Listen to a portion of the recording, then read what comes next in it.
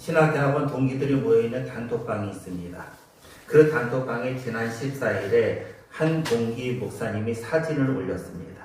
그 사진에는 처음 보는 산이 있었습니다. 무슨 산일까? 궁금해하고 있는데 그 산이 어디인지에 대한 설명이 이내에 올라옵니다. 아라랏산 밑에 와 있습니다.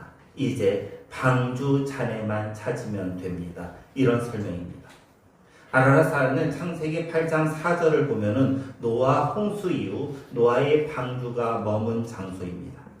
성경에 아라랏산에 노아의 방주가 머물렀다고 기록되어 있으니 아라랏산에 가면 노아의 방주를 찾을 수 있겠죠. 문제는 아라랏산이 어디인가에 있습니다. 아라랏산이 어디인가? 학자들의 여러 견해가 있지만은 대략적으로 유력한 아라랏산의 위치가 있습니다. 터키, 지금은 튀르키예라고 부르지요. 튀르키예와 이란의 국경이 만나는 지점 근처라는 주장입니다. 이 지점에 오늘날에도 아라랏이라고 불리는 해발 5,160m의 산이 있는데 이 산이 노아의 방주가 머문 아라랏산을 가리키는 것으로 보는 주장이 가장 유력합니다. 이 아라랏산의 정상은 흰 눈과 얼음으로 덮여 있습니다. 그러면 튀르키예에 있는 아라랏산을 탐사하면 노아의 방주를 찾을 수 있을까요? 그렇게 쉬운 문제는 아닙니다. 실제로 노아 방주를 찾겠다고 아라랏산을 탐험한 사람들은 여럿 있었습니다. 아라랏산 근처에 사는 아르메니아 사람들은 예로부터 아라랏산에 노아의 방주가 있다고 산을 신성시 여겼습니다. 이탈리아 베네치아 출신의 상인이 있죠. 마르코 폴로예요. 마르코 폴로가 쓴 동방견문록을 보면은 이 산에 대해 만년설로 뒤덮여 아무도 오를 수 없는 그곳에는 노아의 방주가 있다. 이런 기록이 있습니다.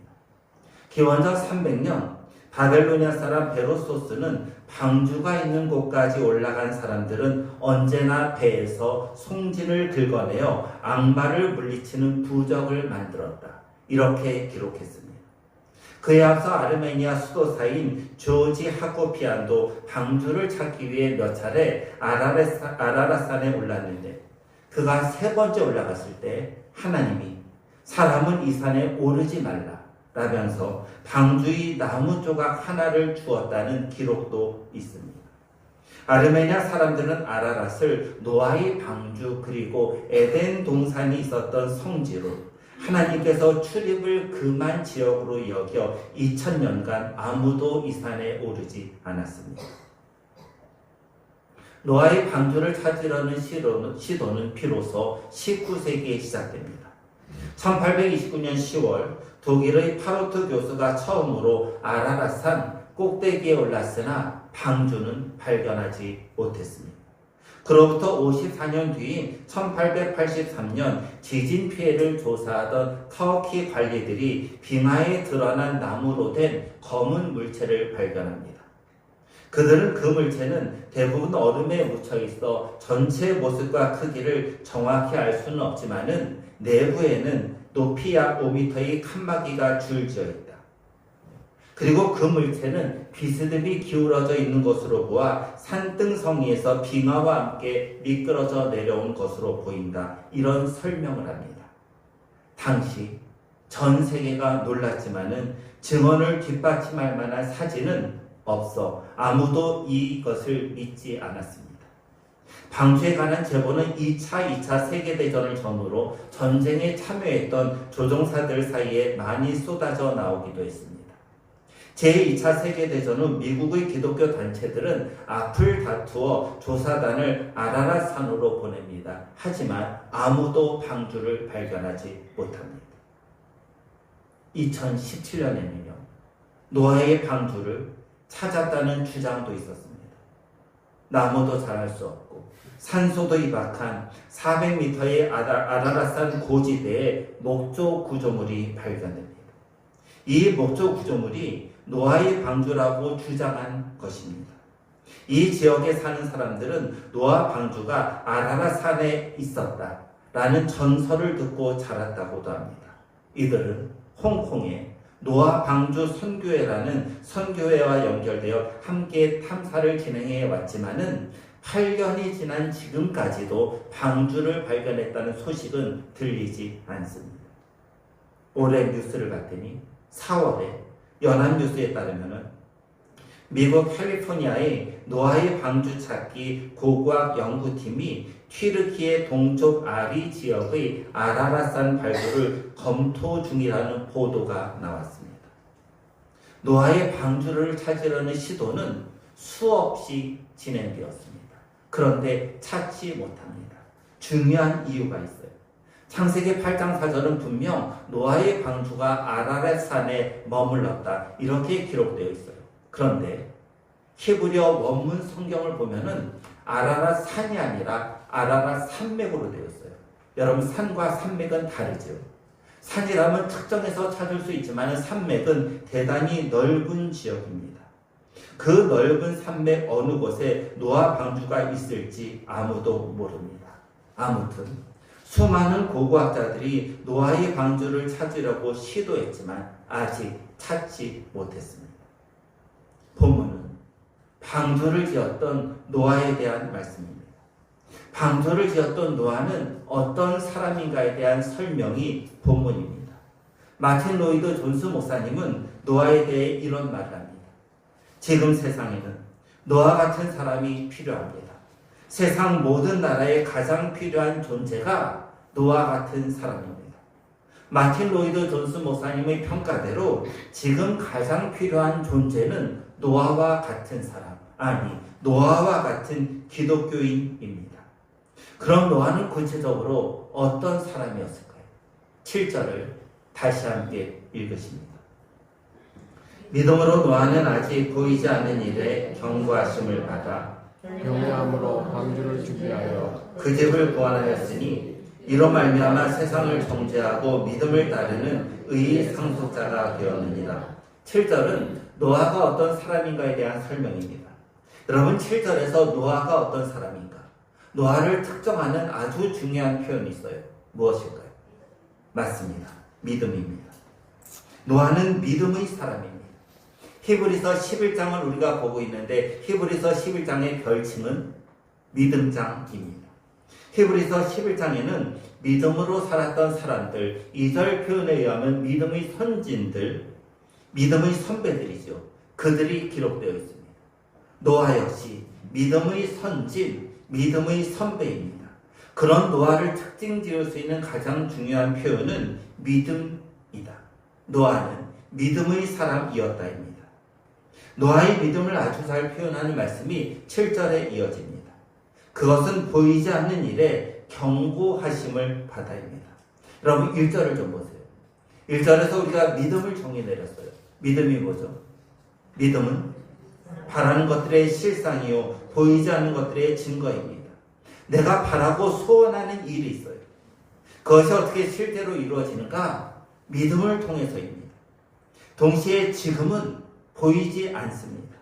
그러나 미래에는 명확한 증거가 되어 보고 만질 수 있습니다. 어떻게? 이런 일이 이루어지는가? 역시 믿음을 통해서입니다. 노아는 보이지 않는 일에 경고를 받았습니다. 구체적으로 이것은 어떤 사건을 말할까? 노아는 지금은 보지 못했지만은 믿음으로 보았던 것이 있습니다. 두 가지. 하나는 하나님이 약속하신 대홍수이고 또 하나는 방주를 통한 구원입니다. 이 두 가지는 현재 노아가 보지 못하는 것입니다. 현재 노아에게 대홍수는 일어나지 않았습니다.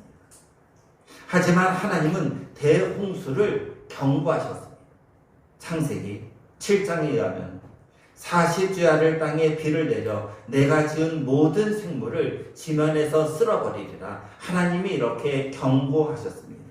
이 경고에 따라 노아는 방주를 짓습니다. 노아가 방주를 몇 년 동안 지었죠? 여러 가지 학설이 나오는데요. 노아가 방주를 지은 것은 120년. 무려 120년 동안 방주를 짓습니다.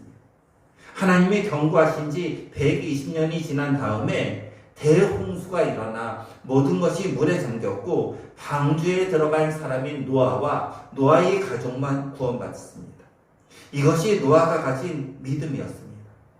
지금은 대홍수가 일어나지 않았어요. 지금은 방주도 없었어요. 그러나 미래에 대홍수가 있을 것이라는 경고, 그리고 120년간 방주를 지으면 그 방주를 통해 구원받으리라는 경고, 이 경고가 반드시 일어날 것을 믿은 사람이 노아였습니다. 종교개혁자인 칼빈은 믿음에 대해 이런 말을 합니다. 믿음은 하나님께서 말씀하실 때 하나님의 말씀을 듣는 일이며 하나님의 거룩한 입에서 나오는 것은 무엇이나 아무런 주저 없이 받아들이는 일이다. 그러므로 믿음은 하나님의 명령과 경고에 대해 복종하는 일이다. 여러분, 믿음이 무엇인가요? 하나님의 명령과 경고, 즉 하나님의 말씀을 듣고 그 말씀에 복종하는 일입니다. 미래 대홍수가 있을 것이라는 경고, 그리고 방주를 지으라는 명령을 듣고 복종하는 것이 믿음입니다. 때론 이 과정에서 상식을 벗어날 때도 있습니다. 상식적인 것을 복종하면은 이것은 누구든지 할 수 있어요. 상식적으로 이해되는 일에 복종하는 것은 누구든지 할 수 있어요. 이것을 믿음이라고 말하지는 않습니다. 하지만 노아처럼 모든 생물을 지면에서 쓸어버리는 대홍수가 일어난다는 것을 믿는다는 것은 상식적이지 않습니다. 이와 같이 하나님의 말씀과 경고를 듣고 받아들이며 복종하는 것이 바로 믿음입니다.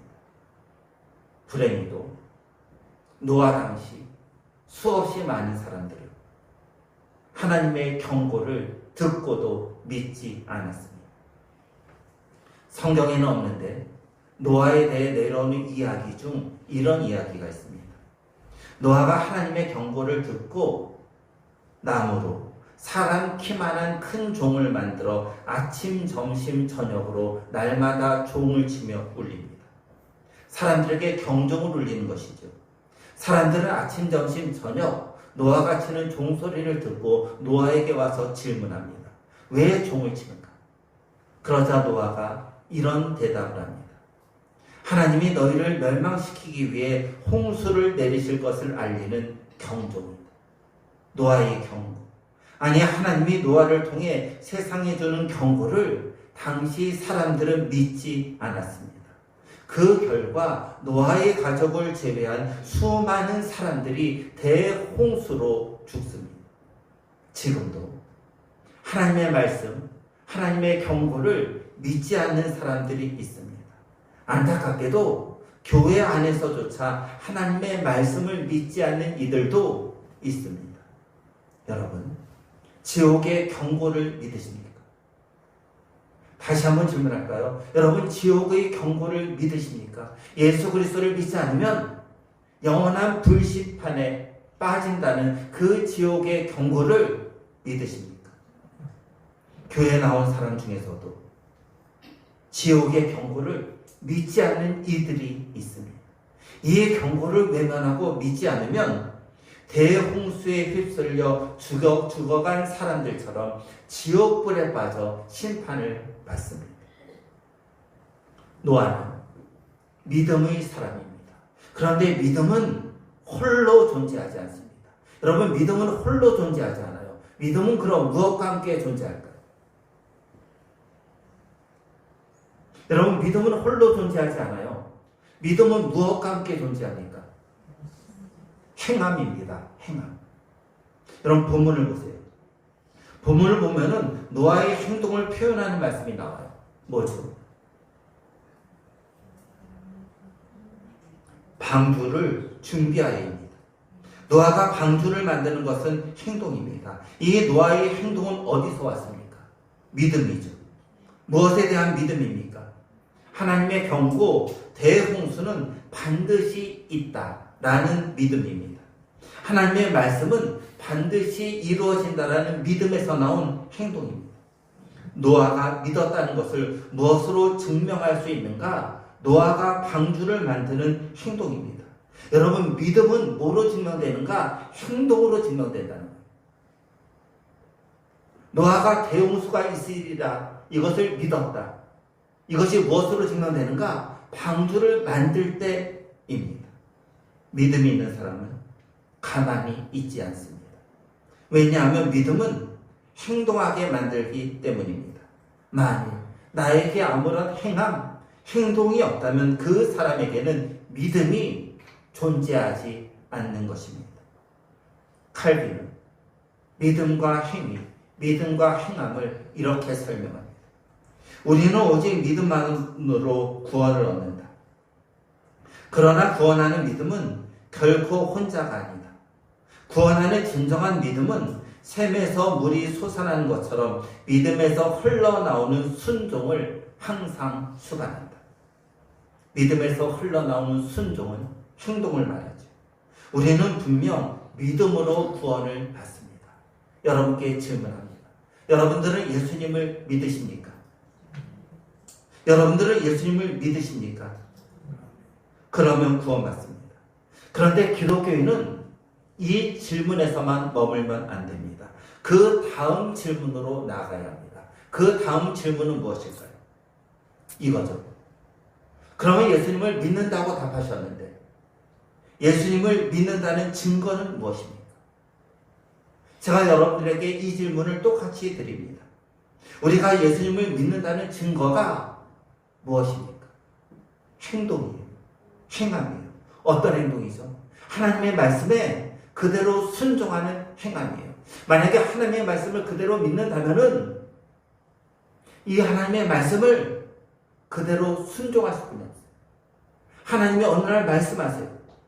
뭐라 말씀하시는가? 내가 홍수를 통해 온 지면을 쓸어버리리라. 여러분, 이것을 믿는다면 어떻게 해야 돼요?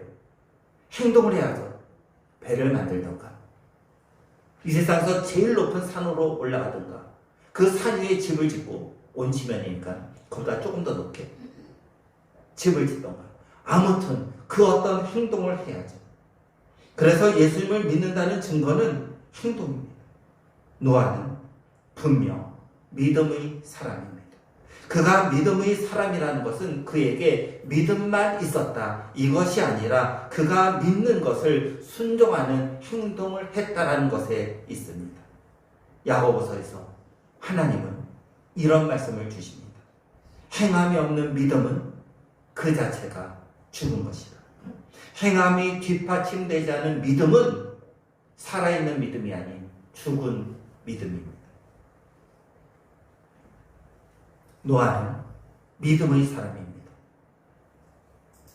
이것은 노아의 믿음은 행동을 수반한다는 뜻입니다. 그런데 7절을 보면은 노아의 믿음이 결과로 이어지는 것을 봅니다. 믿음의 결과입니다. 믿음으로 살아간 노아에게 주어진 결과가 있습니다. 7절은 믿음의 결과를 두 가지로 설명하십니다. 하나는 세상을 정죄하고 있고 또 하나는 의의 상속자가 되었다입니다. 여러분, 노아가 세상을 정죄했어요. 이것을 잘 생각해 보시기 바랍니다. 본문은 노아가 세상을 정죄했다고 말씀하시는데 정말 노아가 세상을 정죄했을까요? 반대로 세상이 노아를 정죄한 것이 아닐까요? 정죄가 뭐죠? 죄가 있다고 단죄하는 거죠. 너가 잘못되었다, 너가 잘못했다, 이렇게 단죄하는 것이 정죄입니다. 가만히 생각해 보면은 노아가 세상을 정죄한 것이 먼저가 아니라 세상이 노아를 먼저 정죄했습니다. 어떻게 세상 사람들이 노아를 정죄했을까요? 이런 형식이겠죠. 저 노아 미친 것 아니에요? 아니, 바다와 강도 아닌데 왜 이곳에 배를 만들어? 정상이 아닌 것이 분명해. 아니, 저 어마어마하게 큰 배를 지금 120년간 만들고 있어. 바보 같은 인간이지. 이런 정죄 아닐까요? 레이 스테드먼이라는 사람은 이 상황을 아주 재미있게 묘사합니다. 거대한 배를 만드는 동안 노아가 날마다 조롱과 야유를 당했으리라는 것은 올바른 상상이다.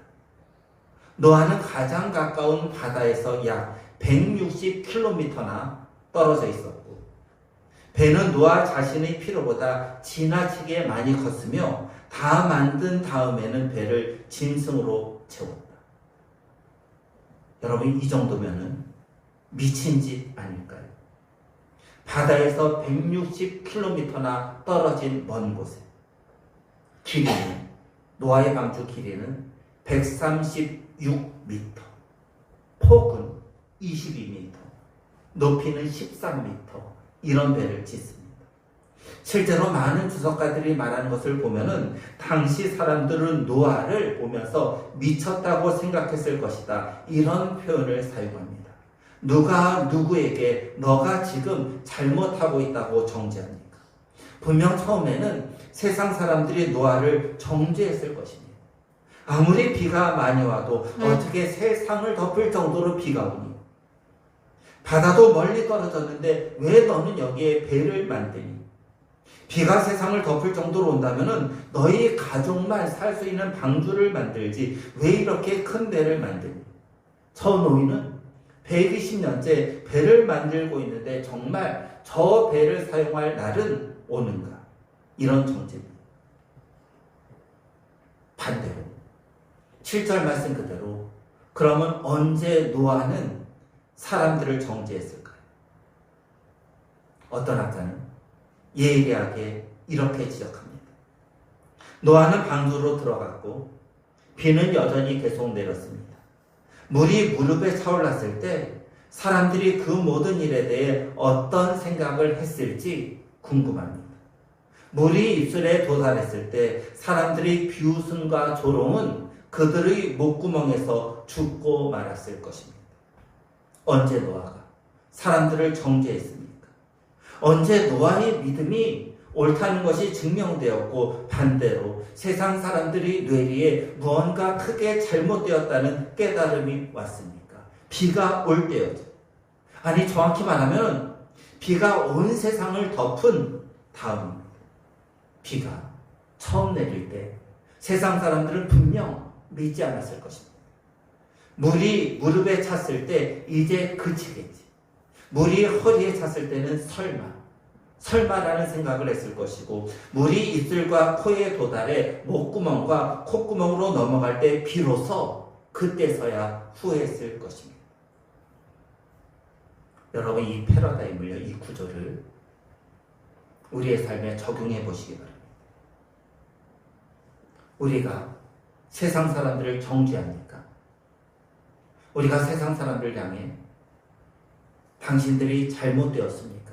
이렇게 말합니까? 아니면은 지금 현 시점에서 세상 사람들이 우리를 정죄합니까? 여러분, 무엇이 맞다고 생각하세요? 세상 사람들이 우리를 정죄하죠. 세상 사람들이 어떻게 우리를 평가합니까? 세상적 기준으로 보면 우리는 미쳤습니다. 피로 사회라는 표현이 있습니다. 책 이름이기로 하지요. 피로 사회를 살아가는 사람들이 일요일 아침에 일어나 쉬지도 않고 교회에 가서 예배드립니다. 아침에 교회에 가서 예배드리는 사람들이 점심을 먹더니 오후에도 예배를 드립니다. 시간과 에너지를 이 피로 사회 속에서 교회에 허비합니다. 게다가 돈까지 냅니다. 헌금입니다. 세상적 기준으로 보면 기독교인들은 바보입니다. 세뇌당해, 지금 표현으로 가스라이팅 당해 시간과 돈을 허비하는 바보들입니다. 세상적 기준으로 보면 우리는 미쳤던가 아니면 바보이든가 둘 중 하나입니다. 세상적 기준으로 보면 한창 모자른 바보들입니다. 세상이 우리를 이렇게 정죄합니다. 하지만 곧 성도들이 세상 사람들을 정죄할 날이 옵니다. 언제일까요? 예수님이 재림하실 때입니다. 예수님이 재림하시면 사도신경의 고백대로 살아있는 자와 죽은 자를 분리해서 심판하십니다. 누가 살아있는 자입니까? 예수님을 믿는 자들입니다. 반대로 누가 죽은 자들입니까? 예수님을 믿지 않는 이들입니다. 요한복음 1장 12절은 이렇게 말씀하십니다. 영접하는 자, 곧 그 이름을 믿는 자들에게는 하나님의 자녀가 되는 권세를 주었습니다. 예수님을 영접하고 예수님의 이름을 믿는 자들은 나팔소리와 함께 예수님이 재림하실 때 하나님의 자녀가 되는 특권을 누립니다. 이렇게 하나님의 자녀가 되는 것을 본문은 의상속자라고 말씀하십니다. 노아 당시 물이 입과 코로 넘어가는 순간 경고를 믿지 않았던 것을 후회하던 사람들처럼 예수님이 재림 나팔 소리가 귀에 들리는 순간 예수님을 믿지 않았던 사람들은 땅을 치며 후회할 것입니다. 그들에게는 지옥문이 열리는 순간이기 때문입니다. 이제 오늘 설교의 결론을 내리려 합니다. 결론은 피터 루이스의 말에서 따왔습니다. 그분은 이렇게 말합니다. 그리스도 예수는 지금 우리의 방주가 되신다. 그 방주는 온 우주를 태우기에 넉넉할 정도로 크고 삶의 충격들과 솟구치는 죽음의 물결, 최후 심판이라는 대격변을 견뎌내기에 넉넉할 정도로 강하다. 노아는 믿음으로 방주를 만들고 그 안에 들어가 구원받았습니다. 노아의 방주가 구원한 사람은 겨우 그의 가족 8명입니다. 노아 시대에 노아의 방주가 있었다면 감사하게도 우리 시대에도 방주가 있습니다. 그 방주는 예수 그리스도이십니다. 예수님은 자신을 믿는 모든 사람, 피터 루이스의 말대로 온 우주를 태우기에 충분할 정도로 크고 위대하십니다. 동시에 그 어떤 고난도 이겨낼 만큼 충분히 강하십니다. 위대하고 강한 구원의 방주인 예수님이 우리에게 있습니다. 그 위대하고 강한 구원의 방주 예수님 보에 오를 방법은 오직 단 하나입니다. 그것이 바로 믿음으로입니다. 믿음으로 살아가는, 믿음으로 예수 그리스도의 구원의 호에 오르는 성도들이 되기를 주 예수 그리스도의 이름으로 간절히 소원합니다.